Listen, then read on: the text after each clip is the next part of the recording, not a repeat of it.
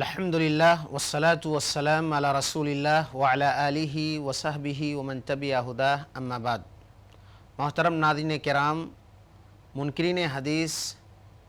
ہمارے سامنے ایک چھٹا اعتراض یہ پیش کرتے ہیں کہ اللہ رب العزت قرآن میں فرماتا ہے ما فرطنا فی الکتاب من شیء، ہم نے قرآن کریم کے اندر کسی بھی قسم کی کوئی کوتاہی نہیں چھوڑی ہے، کوئی کمی نہیں چھوڑی ہے، ہر چیز کو تفصیل کے ساتھ ڈیٹیل کے ساتھ بیان کیا ہے۔ چنانچہ یہ اعتراض کرتے ہیں اور یہ کہتے ہیں کہ آیت میں اندر ہے ما فرطنا فی الکتاب من شیء، یہاں پر ما عربی زبان میں نفی کے لیے آتا ہے اور اس کے بعد شیء نکرہ ہے۔ یہ اسلوب جب اختیار کیا جاتا ہے تو اس کا مطلب عام ہے، یعنی جتنی بھی چیزیں ہو سکتی ہیں ساری چیزیں ہم نے قرآن کریم کے اندر بیان کیا ہے۔ یہ اعتراض ہے، لیکن اعتراض کرنے سے پہلے ہمیں یہ جاننا ہوگا کہ یہ آیت کس پس منظر میں ہے،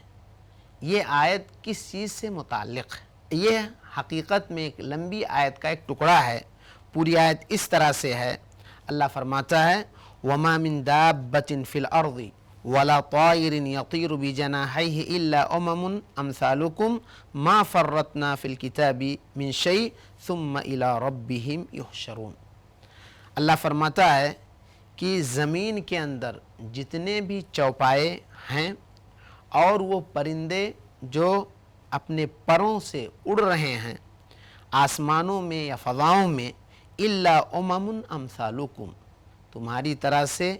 یہ بھی الگ الگ گروہ ہیں۔ ما فرطنا فی الکتاب من شیء، ہم نے کتاب کے اندر کوئی کمی نہیں چھوڑی ہے، یہ سب کے سب اپنے رب کی طرف لوٹائے جائیں گے۔ یہاں پر کتاب سے مراد کیا ہے؟ یہ کتاب سے مراد یہاں پر قرآن نہیں بلکہ یہ لوح محفوظ ہے۔ لوح محفوظ کیا ہے؟ اس کی تفسیر عبداللہ ابن عمرو ابن عاص کی ایک حدیث ہے جو صحیح مسلم میں کتاب القدر کے اندر ہے۔ فرماتے ہیں اللہ کے نبی صلی اللہ علیہ وسلم نے فرمایا کتب اللہ مقادیر الخلائق قبل ان یخلق السماوات والارض ب50,000 سنہ قال وکان عرشہ علی الماء، اللہ رب العزت نے تمام مخلوقات جن کا بھی حدیث آیت میں ذکر کیا گیا، چاہے وہ روئے زمین پہ چل رہے ہوں یا فضاؤں میں اڑ رہے ہوں، ان تمام مخلوقات کی تقدیروں کو اللہ رب العزت نے آسمانوں اور زمینوں کو پیدا کرنے سے 50,000 سال پہلے نوٹ کیا تھا، جسے لوح محفوظ میں درج کیا تھا، اور اس وقت اللہ رب العزت کا عرش پانی پر تھا۔ معلوم یہ ہوا کہ ان پرندوں اور اسی طرح سے جتنے انسان، جنات، جانور اور زمین کے اندر یا اسی طرح سے سمندر کے اندر یا زمین کے اوپر جتنے بھی مخلوقات ہیں، جتنے بھی جانور ہیں، ان تمام لوگوں کی تفصیلات کو، ان کی نقل و حرکت کو، ان کی پیدائش سے لے کر کے موت تک کے تمام معلومات کو اللہ رب العزت نے لوح محفوظ میں ذکر کیا ہے۔ جیسا کہ اس کی مزید وضاحت ایک دوسری آیت میں اس سے ہوتی ہے، اللہ فرماتا ہے وَمَا مِن دَابَّةٍ فِي الْأَرْضِ إِلَّا عَلَى اللَّهِ رِزْقُهَا وَيَعْلَمُ مُسْتَقَرَّهَا وَمُسْتَوْدَعَهَا كُلٌّ فِي كِتَابٍ مُبِينٍ، زمین میں جتنے بھی چوپائے ہیں ان تمام کے رزق کی ذمہ داری اللہ رب العزت کے ذمہ ہے، اور ان کے ٹھہرنے کی یا ان کے رہنے کی کا علم اللہ تعالیٰ کو ہے۔ کل فی کتاب مبین، یہ ساری تفصیلات کتاب مبین میں ہے، یعنی لوح محفوظ میں ہے۔ لہذا لوح محفوظ کا یہاں ذکر ہے، اس سے مراد قرآن نہیں ہے جیسا کہ لوگ بیان کرنا چاہتے ہیں۔ لہذا اس آیت کو یہ کہہ کر کے پیش کرنا کہ اس میں کسی بھی نقطے کی، کسی بھی چیز کی، کسی بھی حیات، کیفیت، حرکت اور نقل کی ہر چیز کی تفصیل قرآن میں ہے، پہلی بات تو یہ ہے کہ یہاں پر کتاب سے مراد لوح محفوظ ہے، جس لوح محفوظ کے اندر تورات بھی ہے، انجیل بھی ہے، زبور بھی ہے، صحف ابراہیم و صحف موسیٰ بھی ہے، قرآن بھی ہے، तमाम आसमानी किताबें हैं, तमाम इंसानों की पूरी ज़िंदगी की डिटेल है, तमाम जिन्नात का ज़िक्र है, तमाम जानवरों, चरिंद परिंद, चाहे हम उन्हें देख सकते हैं या नहीं, उन तमाम की तफसीलात उस लौहे महफूज में अल्लाह रब्बुल इज़्ज़त ने आसमान व ज़मीन की तख्लीक से 50,000 साल पहले नोट कराया है। उसका यहाँ पे ज़िक्र है, ना कि यह आयत कुरान से मुताल्लिक़ है। और ये बताने के लिए अल्लाह ने इस आयत को बयान फरमाया है कि हमने कुरान करीम के अंदर सारी तफसीलात बयान की।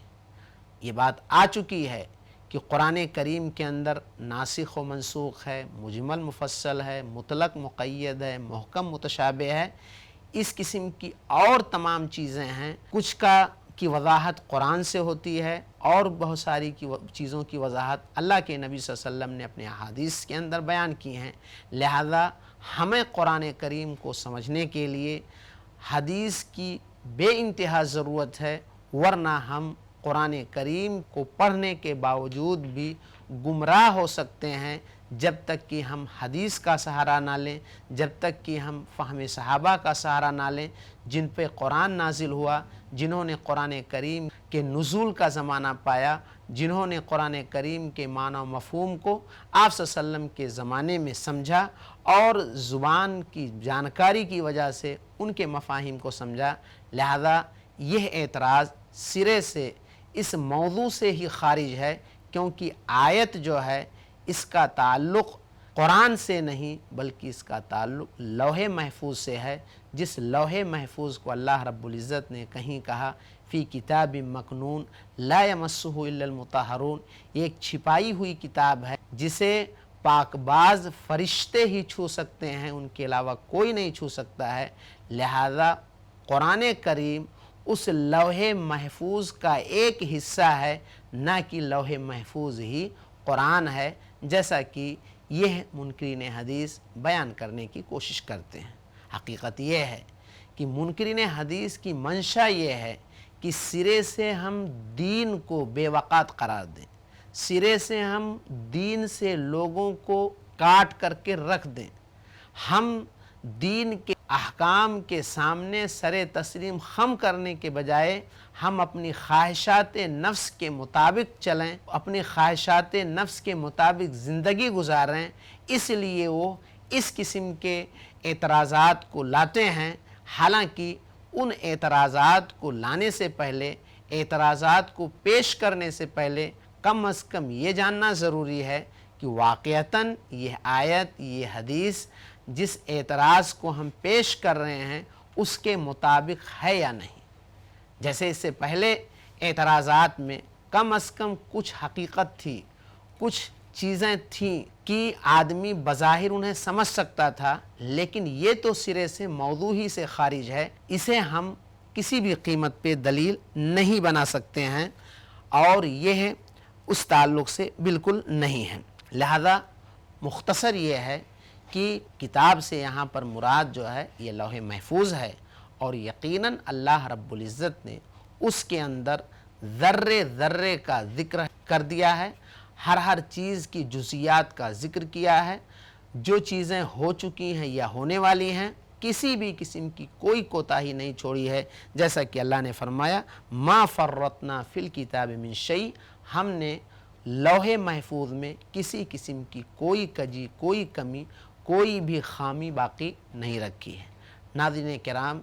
यहाँ हम आपसे रुखसत हो रहे हैं और इंशाअल्लाह एक नए एतराज़ के साथ अगले एपिसोड में आपके सामने हाज़िर होंगे। आप हमें इजाज़त दें। अस्सलामु अलैकुम व रहमतुल्लाहि व बरकातुहू।